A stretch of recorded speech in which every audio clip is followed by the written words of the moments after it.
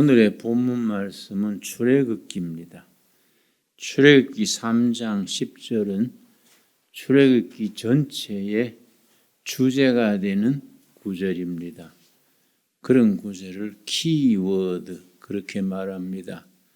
키는 열쇠고 워드는 말씀이니까 출애굽기의 열쇠가 되는 말씀 3장 10절입니다. 제가 읽겠습니다. 이제 내가 너를 바로에게 보내어 너에게 내 백성 이스라엘 자손을 애굽에서 인도하여 내게 하리라. 이 말씀을 줄여서 내 백성을 인도하라. 출애굽기서의 주제가 됩니다. 내 백성을 인도하라. 그때 벌써 모세가 40의 망명객이 되어서 에집트 바로 왕의 권력이 미치지 않는 변두리 그 갈멜산 시내산 기슭에서 처가살이 한 지도 40년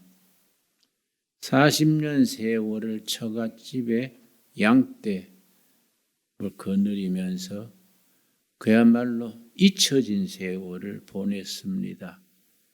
그 세월이 40년, 나이가 80세 되던 해에 하나님께서 내 백성을 인도하라 하니까 모세가 선뜻 자신이 서지 않지요.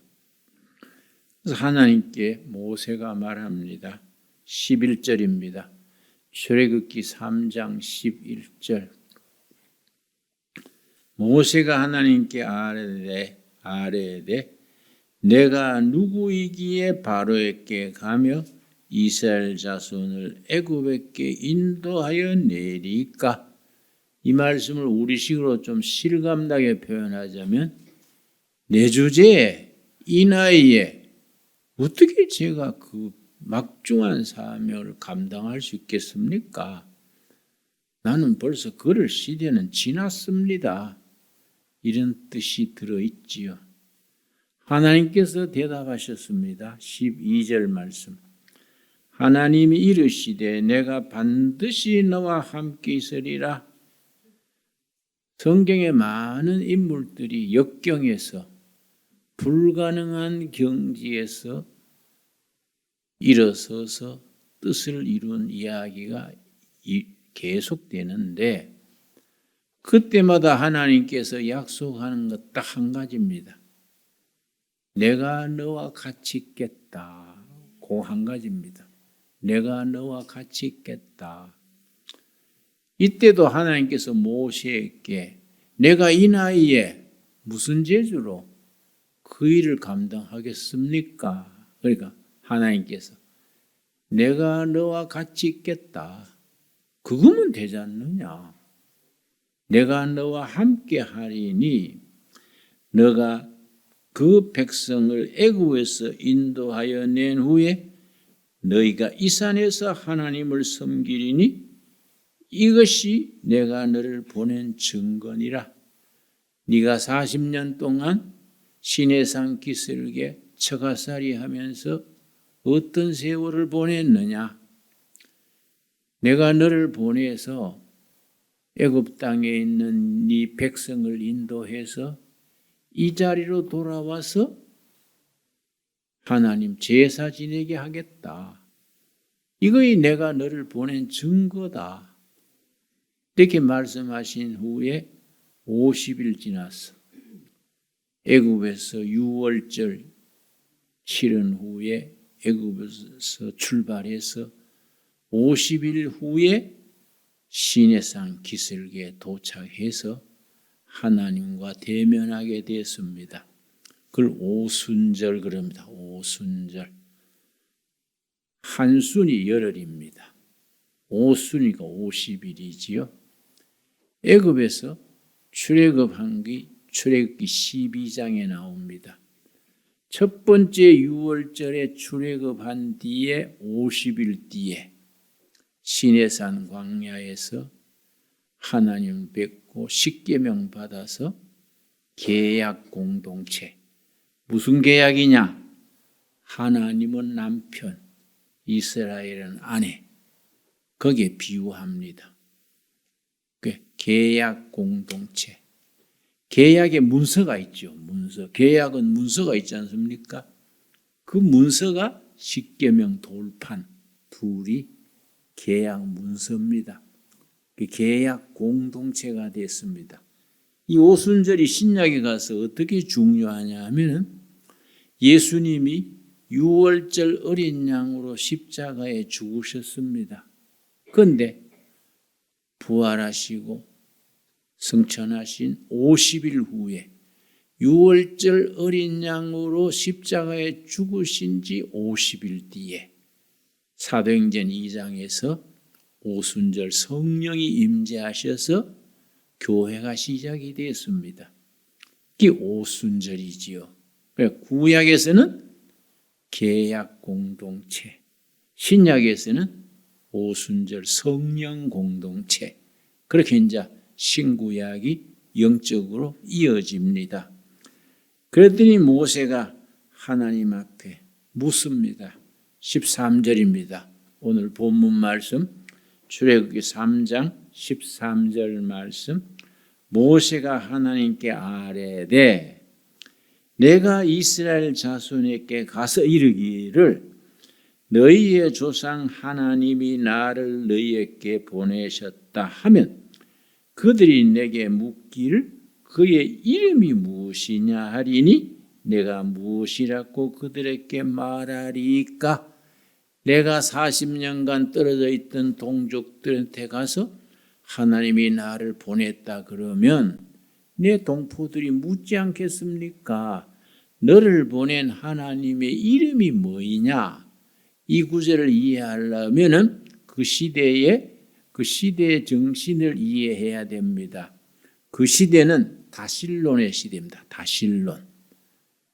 태양신, 달신, 심지어 술신, 바카스, 심지어 달리는 신, 나이키. 신들이 많은 다실론 시대입니다. 그래서 이 민족과 저 민족이 전쟁을 벌이면 어느 쪽이 이긴다 생각했느냐 하면 신이 센 쪽이 이긴다. 그래 생각하던 시대이기 때문에 모세가 동족에게 40년 만에 가가지고 하나님이 나를 보냈다. 너희를 해방하라 하신다. 동족들이 모세 당신을 보내는 신의 이름이 뭐이냐? 태양신 아폴로냐? 달신이냐? 여신이냐? 어떤 신이 보냈느냐? 이름을 물으면 누구라고 대답할까요? 그 시대 사람들의 신앙관, 신관이 그 속에 표현되어 있습니다. 자, 말이 난금에 일본, 중국, 한국, 극동 세 나라가 신에 대한 개념이 다릅니다. 개념, 컨셉트. 일본 사람들은 다실론의 사회입니다. 일본은 공식적으로 인정하는 신이 6,000명입니다. 6,000명.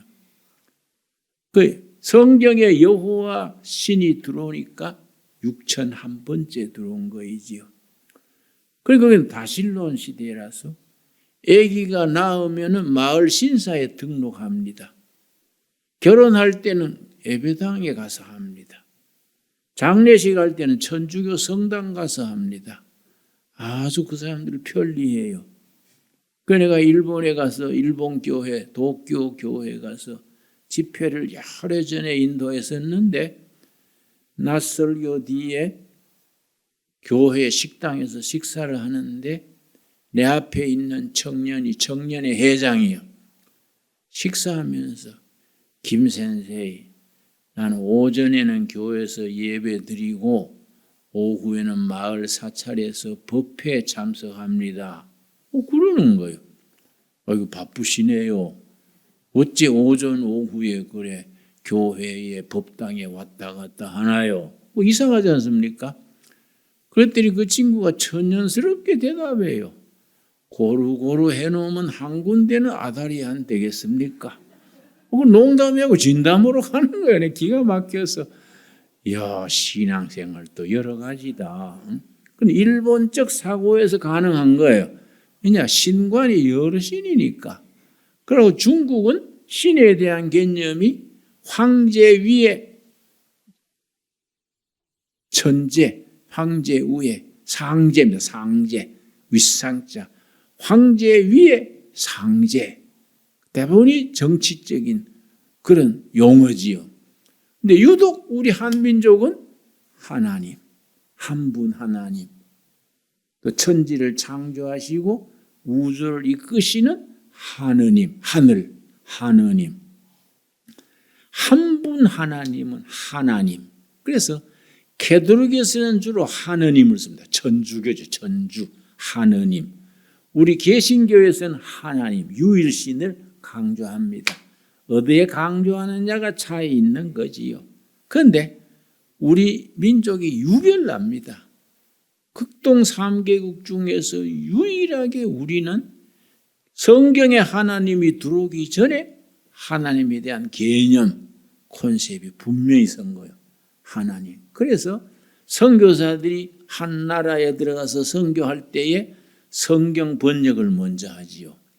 성경 번역을 하는데 하나님, 여호와 하나님에 대한 개념을 찾기가 그렇게 힘드는 겁니다.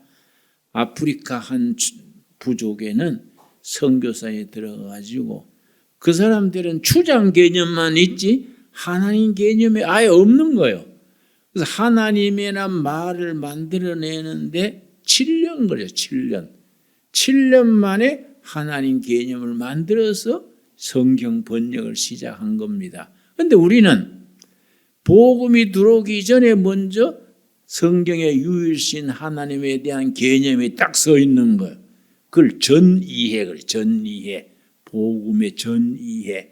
성경에 하나님 들어오시기 전에 우리 민족은 하나님을 말 자체가 딱 성립이 되어 있기 때문에 선교사들이 성경을 한글로 번역할 때 감탄한 거예요.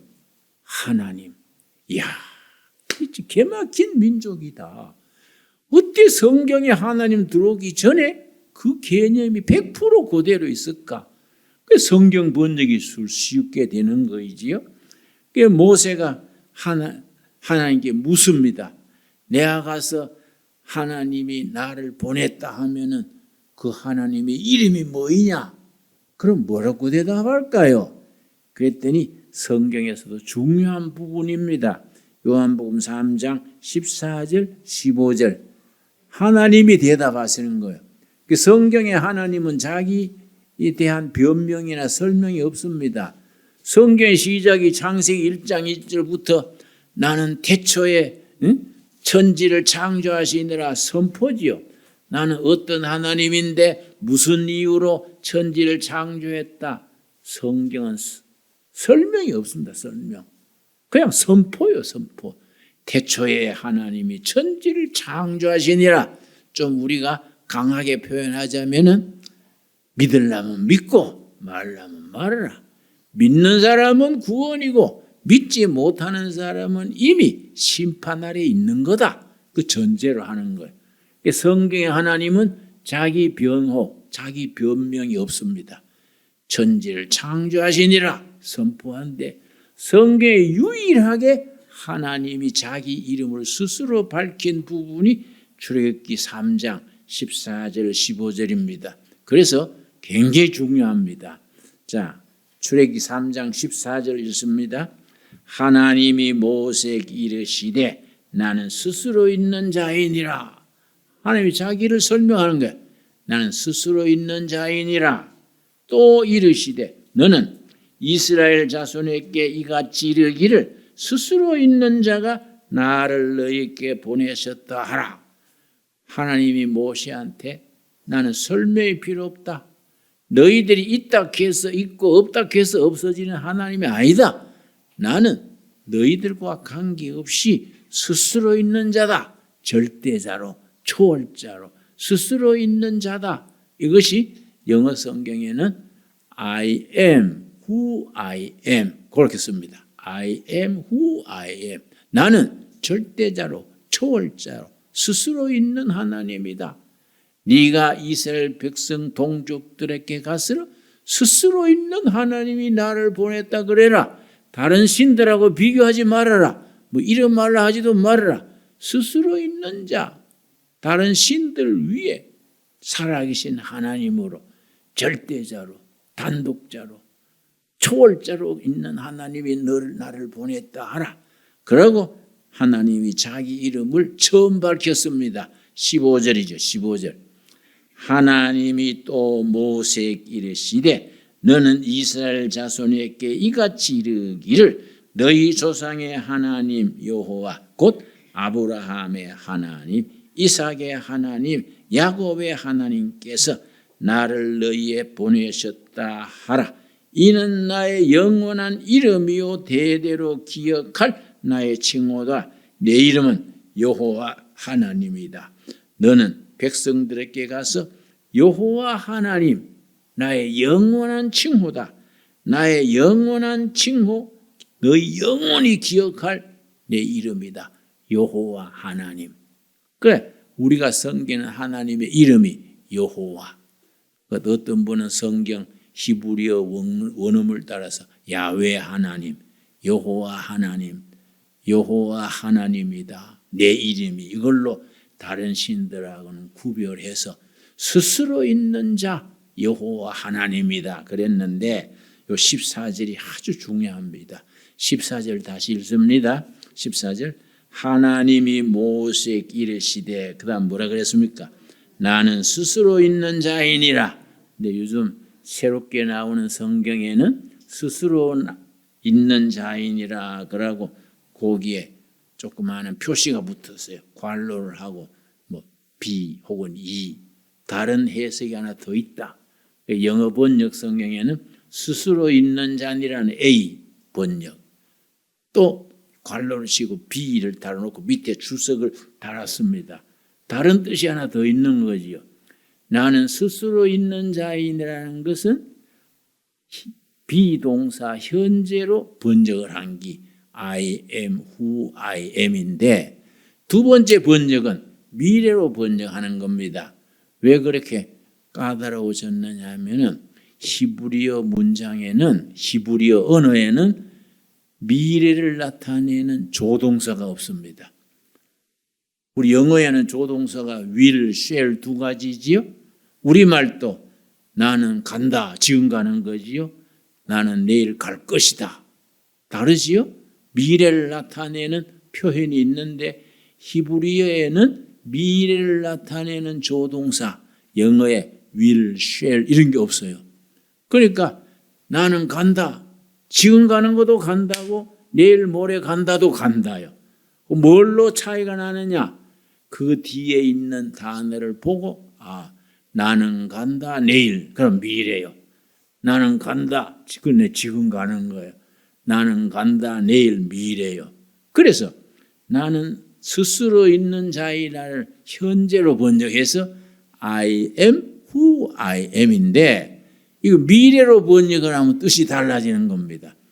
내가 어떤 하나님인가는 앞으로 너희 역사 속에서 삶 속에서 삶의 현장 속에서 그때그때 나타나게 보여줄 것이다. 그 영어 성경에는 I shall be who I shall be. 그 내가 어떤 하나님인지는 너희들이 체험 속에서 역사 속에서 어떤 하나님인지 사건 속에서 역사 속에서 나를 보여줄 것이다. 그 뜻이 달라지지요? 그게 이제 요즘 번역되는 세 번역에는 그게 붙어 있는 거예요. 두 번째 해석.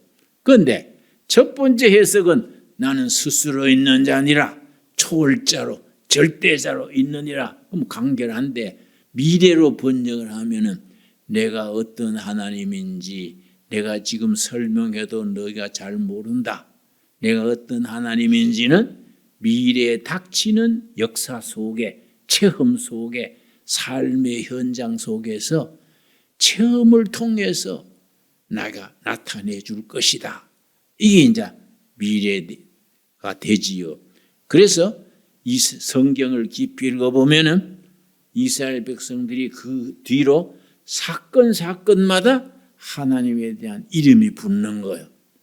어떨 때는 여호와 이레, 여호와 삼마, 여호와 니시 이름이 자꾸 붙는 겁니다. 왜냐? 체험을 따라서. 예를 들어서 창세기 22장에 아브라함을 100세 얻은 아들 이삭을 바치지요. 바치라 하고 난 뒤에 뭐라고 했습니까? 창세기 22장 1절 말씀. 그 일 후에 하나님이 아브라함을 시험하시려고 그를 부르시되 아브라함아 하시니 그가 이르되 내가 여기 있나이다. 여호와께서 이르시되 너 아들 너 사랑하는 독자 이삭을 데리고 모리아 땅으로 가서 내가 너게 일러준 산 거기서 그를 번제로 드리라. 100세 얻은 아들을 바치라는 거. 번제라는 건 죽어야 되거든요. 죽여가지고 각을 띄고 피는 땅에 쏟고 기름은 걸러내고 제단에 태우는 게 번제인데 100세 얻은 아들을 그렇게 바치라는 거예요. 근데 아브라함의 신앙이 위대한 것은 말도 아닌데 하나님 왜 그러십니까? 뭐 이것도 없어요. 아브라함이 어떻게 했느냐? 3절. 아브라함이 아침에 일찍 일어나 나귀의 안장을 지우고 그래서 이유 없어요. 밤에 한숨 잤겠습니까? 일찍 일어나. 그래서 아브라함의 신앙을 순종하는 신앙 거예요. 절대적으로 순종하는 겁니다.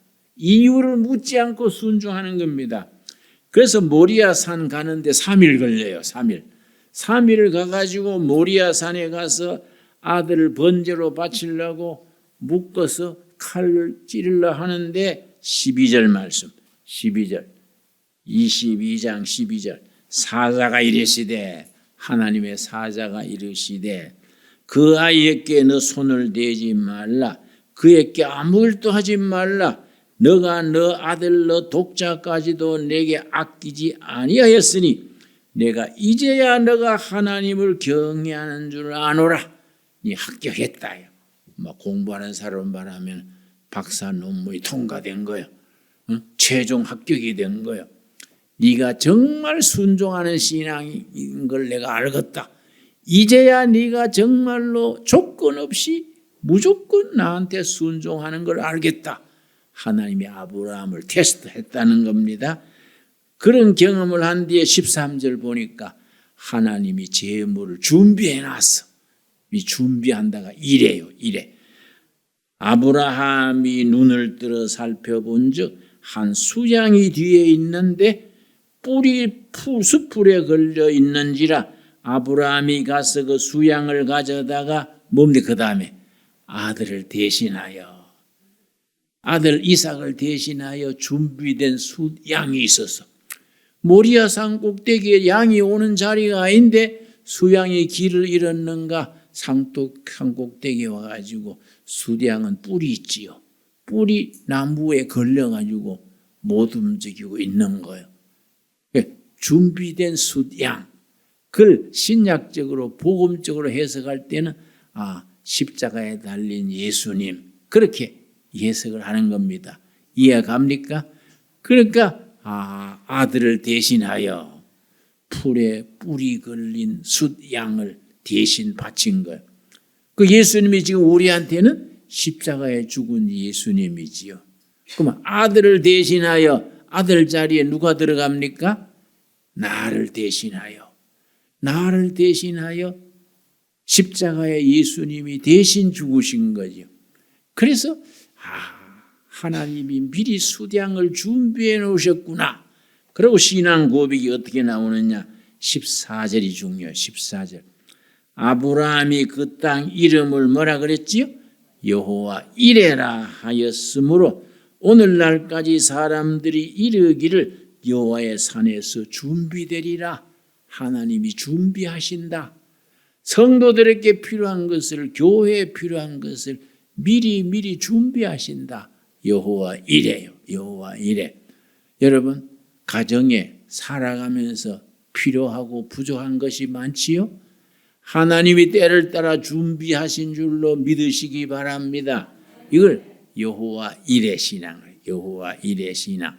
누가 나한테 회사를 개업하는데 회사 이름을 줘달라 그래서 내가 일의 기업, 일의 여호와 일에는 준비하신다는데 그걸 한문으로 번역해서 이익할 때 이자에 올레자, 이익을 준비하시고 수지 맞게 하시는 기업이다. 그래서 일의 산업, 그래 붙여 이름이 좋아서 그런지 잘 되더라고요. 여호와 일에요. 여호와 일에. 이게 우리가 어려울 때, 궁핍할 때, 요새 불경기고 어렵지 않습니까? 이럴 때 우리가 여호와 일에 하나님에 대한 확신이 있기를 바랍니다. 여러분, 아멘이 영 소리가 약한데 긴가민가 합니까? 여러분, 하나님이 때를 따라 이미 준비하신 줄 믿습니다. 예, 그렇지요. 예. 출애굽기 17장 보면은 출애굽기 15장 보면은 이스라엘 백성들이 광야 길을 가는데 약국이 있습니까? 병원이 있습니까? 뭐 막막하지요. 그렇다고 그때 병이 안 걸렸습니까? 낮에 뜨거운 햇빛이 내려 쪼이고 밤에 추우니까 뜨거운 햇빛 때는 일사병이 걸리지요. 요즘 말로 더위 먹지요. 밤에 추울 때는 감기 걸리지요. 그럴 때 병이 없었을 택이 없지요. 그런데 출애굽기 15장 26절에 뭐라 그랬느냐? 의사도 없고 약국도 없는데 어떻게 병을 치료했느냐? 15장 26절 이르시되 너희가 너희 하나님 나 여호와의 말을 들어 순종하고 내가 보기에 의를 행하며 내 계명에 귀를 기울이며 내 모든 규례를 지키면 내가 애굽 사람에게 내린 모든 질병 중 하나도 너에게 내리지 아니하리니 나는 너희를 어떤 여호와? 치료하시는 여호와, 여호와 라파, 여호와 라파. 영어로 힐링 갓, 치료하시는 여호와다. 나는 어떤 여호와냐? 너희 광야 40년 동안에 병원도 없고 약국도 없고 없어도 내가 치료하는 여호와다. 여호와 라파. 치료하신 하나님께서 우리와 함께 하시는 줄 믿습니다. 예, 출애굽기 17장에 보면은 하나님께서 아멜렉과 이스라엘 백성들이 전투를 했습니다. 출애굽한 뒤에 뭐 무기가 있습니까? 뭐 도끼 낫 들고 왔지요. 뭐 쇠시랑 같은 거 들고 출애굽했는데 시내산에서 딱 출발하려 하는데 아멜렉 족속이 정규 군대지요. 딱 막아서는 겁니다.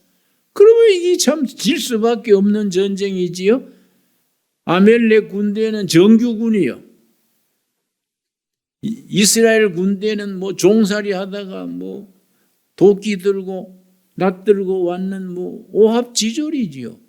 전쟁에 질 수밖에 없지요. 그 전쟁에. 그런데 그 전쟁에 이긴 거예요. 자, 17장 8절. 그때 아멜렉이 와서 이스라엘과 르비딤에서 싸우니라. 르비딤에서 이스라엘과 아멜렉이 붙어 싸웠는데 13절 말씀. 여호수아가 칼날로 아멜렉과 그 백성을 쳐서 무찌르니라. 여호와께서 모세에게 이르시되 이것을 책에 기록하여 기념하게 하고 여호수아의 귀에 외어 들리라. 내가 아멜렉을 없이 하여 천하의 기억도 못하게 하리라. 질 수밖에 없는 전쟁이 아침부터 저녁 낮을까지 계속됐는데 이긴 거예요. 대승을 한 겁니다. 거기서 이기고 난 뒤에 그들의 신앙 고백이 붙는 거예요. 그야말로 우리 여호와 하나님은 어떤 하나님이냐? 15절.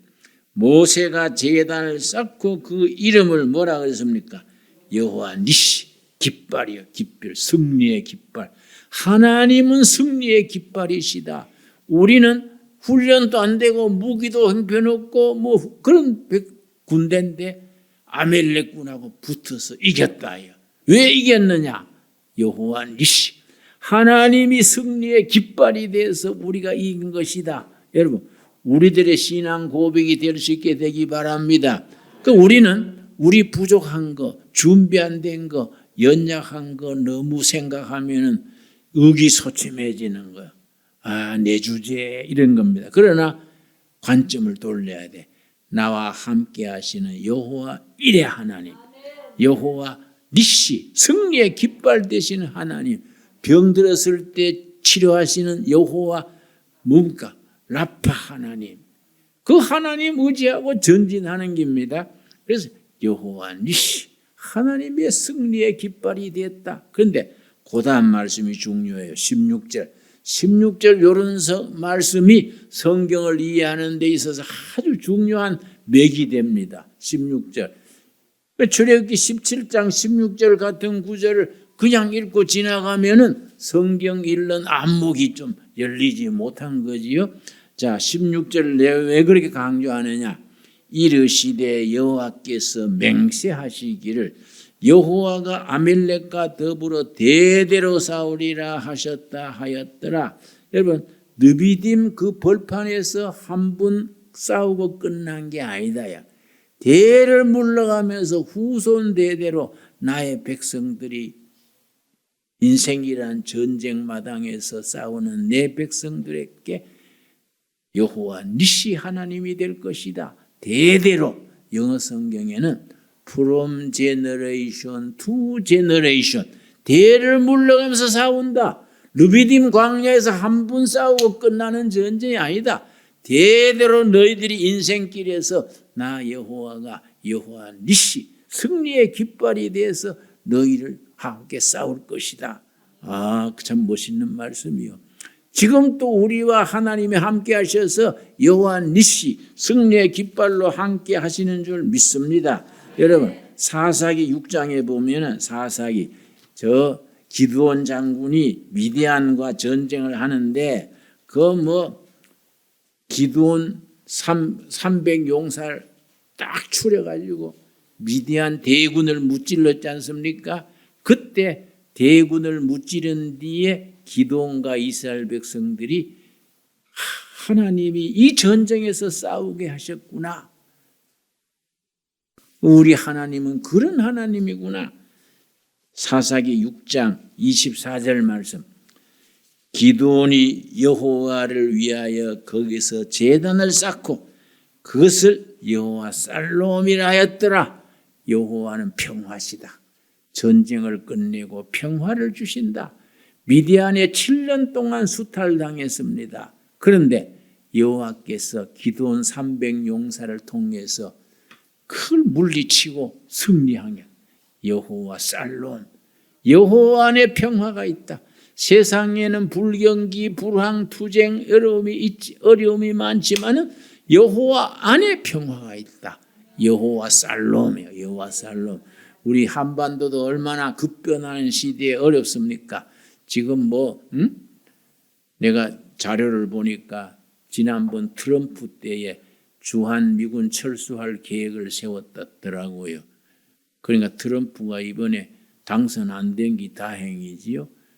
지금은 아직 준비가 안 됐지요. 근데 트럼프 그 양반 약간 가끔 가다가 치맥기가 있었는가.